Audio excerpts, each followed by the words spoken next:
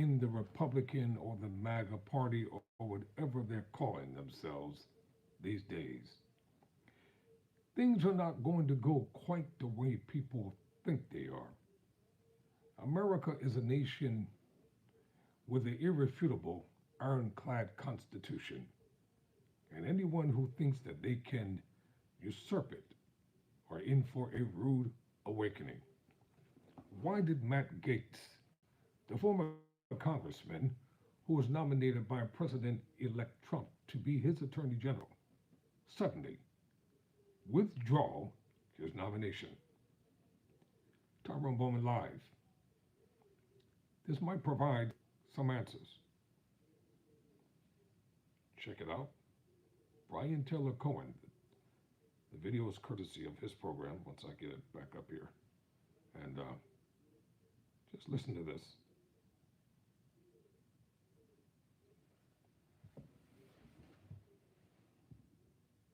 In a bombshell move today, Matt Gaetz has withdrawn his name from consideration as Attorney General, and we now have an indication with new reporting as to why that might be. He had posted on Twitter, "I had excellent meetings with senators yesterday. I appreciate their thoughtful feedback and the incredible support of so many. While the momentum was strong, it is clear that my confirmation was unfairly becoming a distraction for the critical work of the Trump-Vance transition. There is no time to waste on a needlessly protracted Washington scuffle. Thus, I'll be withdrawing my name from consideration to serve as Attorney General. Trump's DOJ must be in place and ready on day one." And look, Matt Gaetz knew that his confirmation would be an uphill battle. He knew that he'd have to contend with major obstacles from both parties, and Trump himself seemed defiant in the face of so much opposition. After all, here's what he said. Mr. President, are you reconsidering the nomination of Matt Gaetz? No. And so why, all of a sudden, did Gaetz withdraw? Well, it might have something to do with this. According to CNN, the Ethics Committee was told of second sexual encounter between Matt Gaetz and 17-year-old at party. Quote, "The woman who says she had sex when she was a minor with then Representative Matt Gaetz told the House Ethics Committee she had two sexual encounters with him at one party in 2017. Sources familiar with her testimony told CNN. The woman, who was 17 years old at the time, testified that the second sexual encounter, which has not previously been reported, included another adult woman. She also testified to both sexual encounters in a civil deposition as part of a related lawsuit," sources said. After being asked for comment for this story, Gaetz announced that he was backing out as President-elect Donald Trump's Attorney General nominee.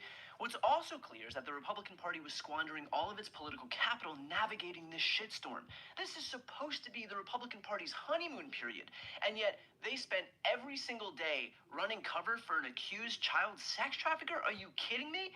And this is supposed to be the party out there protecting the children? This is the party that fell over itself wailing about saving kids from a pedophile ring in a pizza place's non-existent basement? This is the party that calls the Democrats groomers? Talk about showing your entire ass. Consider this too. Don't forget how many Republicans were still publicly willing to stick their necks out for Matt Gaetz, knowing what he's accused of. Not only was it for nothing now, given the now failed Attorney General bid, but they have proved themselves willing to run cover for an alleged child sex trafficker. And that's going to be something that they'll never be able to take back. Was it worth it, Republicans?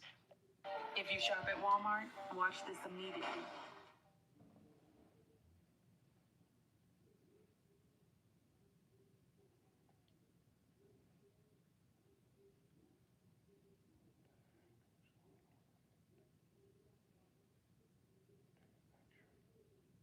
Matt Gaetz, knowing what he's accused of. Not only was it for nothing now, given the now failed Attorney General bid, but they have proved themselves willing to run cover for an alleged child sex trafficker. And that's going to be something that they'll never be able to take back. Was it worth it, Republicans? And don't think that we're going to forget, by the way, who stood up for this guy, even despite what he's accused of doing. Here, for example, is Elon Musk. Musk posting that Gaetz has three critical assets that are needed for the AG role: a big brain, a spine of steel, and an axe to grind. Adding Gaetz will be our hammer of justice. How about Lindsey Graham? Senator Lindsey Graham said just this morning, as he tweeted this out, he actually likened this to a lynching, in his words, saying that Matt Gaetz is not convicted of anything just yet, saying that he fears the process surrounding Gaetz' nomination is turning into an angry mob, unverified allegations being treated as if they are true.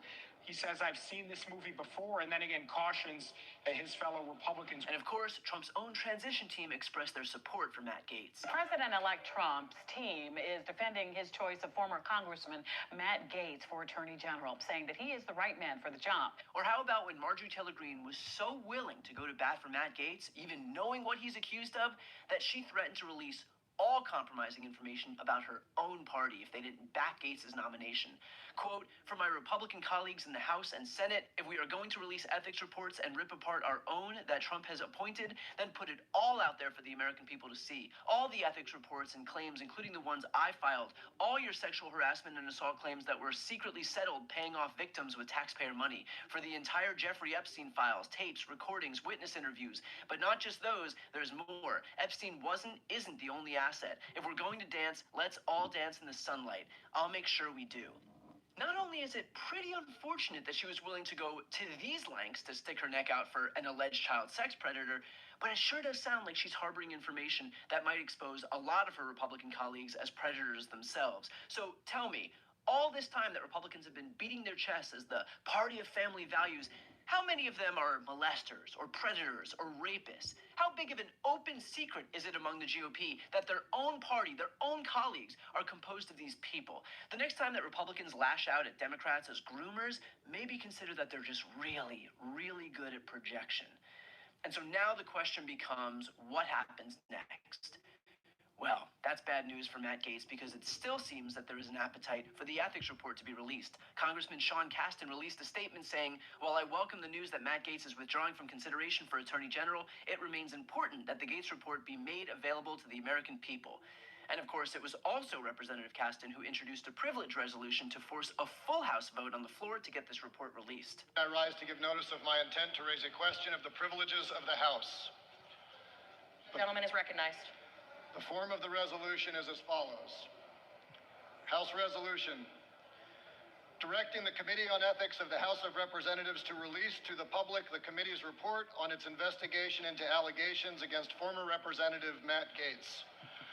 Whereas, on April 9th, 2021, the Committee on Ethics of the House of Representatives announced that it had begun to review allegations that Representative Matt Gaetz may have engaged in sexual misconduct and illicit drug use, shared inappropriate images or videos on the House floor, misused state identification records, converted campaign funds for personal use, and accepted a bribe, improper gratuity, or impermissible gift in violation of the rules of the House, laws, or other standards of conduct. And given the fact that Gaetz is now withdrawn from consideration, there's probably less of an appetite among Republicans to stick their necks out to protect him, especially given what he is accused of doing. Of course, some folks in the GOP will pretend that there is no precedent now for the Ethics Committee to exercise jurisdiction over Gaetz now that he's resigned. But that's not true in the slightest. No, there is precedent for the House and Senate ethics committees to not only continue investigations, but also release findings after a member resigns in scandal. And I know you've talked about this. There's Representative Eric Massa, where the committee kept investigating him for sexually inappropriate behavior after he resigned from Congress. And the Senate Ethics Committee also publicly released its report into Senator John Ensign days after his resignation. And that was even forwarded to the DOJ. And that was reiterated by Senator Klobuchar. Let me just do a little devil's advocating here. Okay, Jay. Allegations and investigations are not convictions. The Justice Department did look Correct. into this case, and they did not bring charges against former Congressman Gaetz. And two, Speaker Johnson might say he's no longer a congressman. He resigned, and it is not the tradition of the House Ethics Committee to release reports on people who are no longer members of Congress.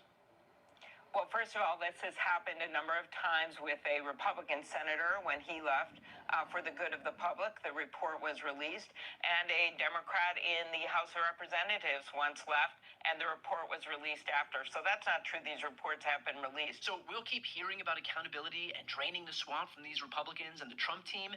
Now the GOP has the opportunity to keep true to their word. They will either continue to throw their support behind someone who isn't even in the House anymore because they're just that committed to protecting Republicans regardless of the crimes they commit, or they can have a modicum of integrity. And as far as the answer is concerned, we're going to find out. But no one ever lost money betting against the depravity of today's Republican Party. Before you go, close out by saying this. When former President Barack Obama was the President of the United States of America, there was no impropriety, there was no adultery, there was nothing dishonest about him or his administration. Yet he was vilified, verbally castrated. He was called every ungodly, filthy name in the book by Republicans. And they did their damnedest to try to destroy him. This is the question. What if Barack Obama had all the skeletons and scandals and lawsuits and accusations and convictions against him? Do you think America would have voted for a black man with all this type of baggage? There is a two-tier privilege system in this nation, and no one wants to address it. No one wants to talk about it. The Republican Party is full of total hypocrisy, deceit, vitriol, racism, bigotry, and prejudice of every kind. And yet they are trying to champion themselves as being the gatekeepers of morality, the heroes and heroines of morality. And deep down on the inside, they are all covering up everyone's misdeeds. We're in for a rocky road during these next 4 years. I'm not a prophet, but I can say this. Project 2025 is not going to be what they think it's going to be. And it's not going to be an easy road attempting to steer this nation into a dictatorial nation. And if they think that black people whose ancestors were brought here in chains, if you don't believe me, go to the Smithsonian Institution in Washington, D.C. All of the artifacts and relics are there to attest to the fact that the horrors of slavery, it was evil, vicious, one of the most dehumanizing things that ever happened in the history of the world. And to be fair, America wasn't the only nation that had slaves. After all, it incepted from England, today known as Britain. The great Atlantic or transatlantic slave trade, it was born in England. And yet, individuals today want to try to rewrite history and pretend that these things never happened. The Holocaust is something that actually happened. What Hitler did in Nazi Germany is totally incomprehensible, ungodly, hellish, and damnable. And no people should ever have been subjugated to such a genocidal event that ever occurred. And it should never happen again. Never. And guess what else should never happen again? Slavery should never happen again. Every individual within the United States of America deserves to be able to live a life of freedom, liberty, and the pursuit of happiness. After all, isn't that what the preamble to the Declaration of Independence says? We hold these truths to be self-evident, etc., etc. Then why is it that people refuse to open their eyes and they refuse to accept truth when it's being presented before them? So I say to you, Republicans, kudos to you. You won the election by hook or crook. No one is disputing that. The Democrats are not contesting it. Kamala Harris is not asking for a revote or a recount. It is what it is. But be careful what you ask for, because you just may get it. Kindly subscribe to Tyrone Bowman Live. Thank you for watching. Until next time, never surrender, never quit.